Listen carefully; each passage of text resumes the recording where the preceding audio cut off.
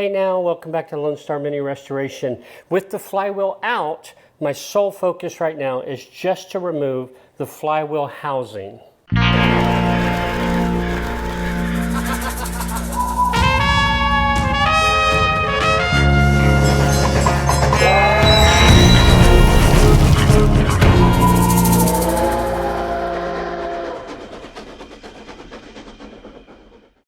Before I start removing the housing, I just want to make a couple comments for my own memory. I have learned in the last few days that this is a Verto flywheel.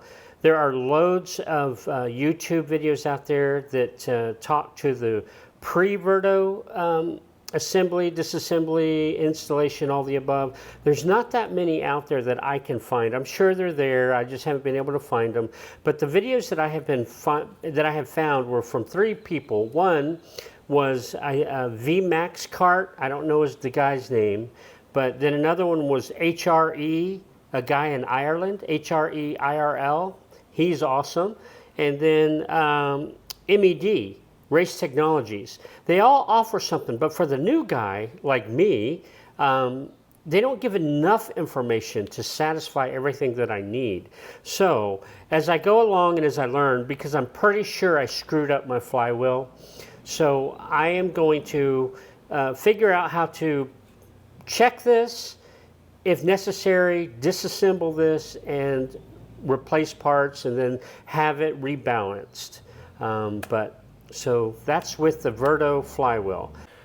Okay, in removing the housing, it looks like there's 7 bolts around the outside perimeter of the housing, and then there's 8 bolts inside.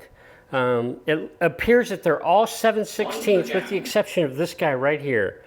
I think that must be 1/2 inch or something. It's a little sloppy in the 1/2 inch and won't fit for 7/16, so I have to figure that out. But this guy right here is the crankshaft positioning sensor. I couldn't remove it previously because one of the bolts was stripped, and I'll be able to access that bolt once I pull this housing off. Outside of that, I think this was an engine bracket steady, so that'll come off when I remove these 2 bolts. Or it held something here, I think that went to the subframer or something, a tie rod of sorts.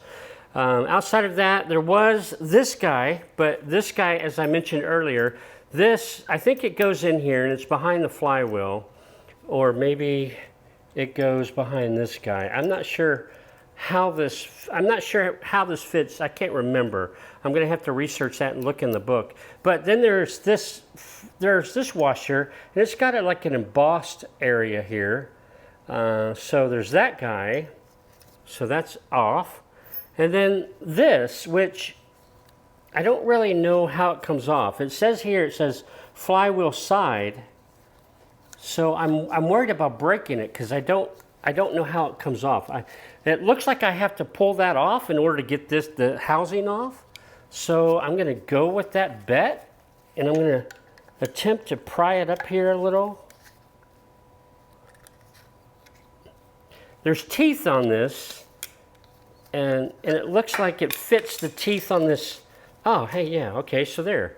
So yeah, there's teeth on it, and that just slides onto. I learned that this is called the primary gear.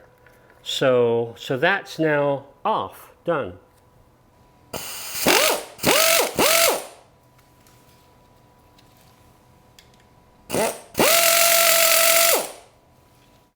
So 1/2 inch for this guy, I have to remember that. Took a 1/2 inch socket for this guy right there.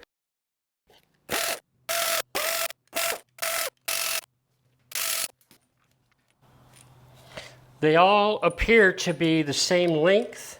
Got oil coming out of the holes here, so I may want to go put something down. These 8 inside the housing all appear to be the same length, same size, except for the 1/4 inch. Ah, I was wrong. These down here are 1/2 inch, or at least these 2 are.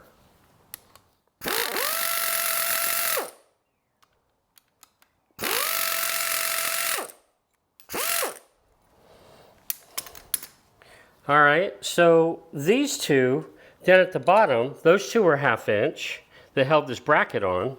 So it appears that this guy right here is a metric, like a 12 millimeter. And this, I'm not sure if that's just an alignment pin or what that is. I don't know.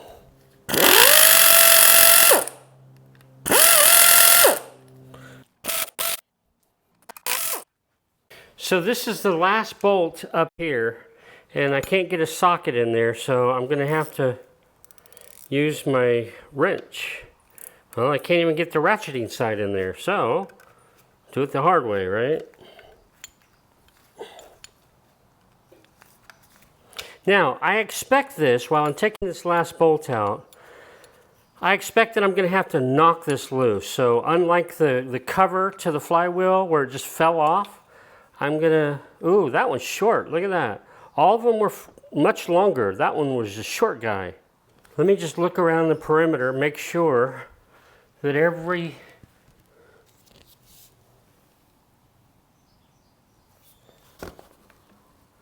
everything except for that, and I'm going to assume that that's like an alignment pin. I don't know about what that is. But take my hammer, my handy dandy stop dead hammer, and let's see what's going to happen. Oh, I see it breaking loose already.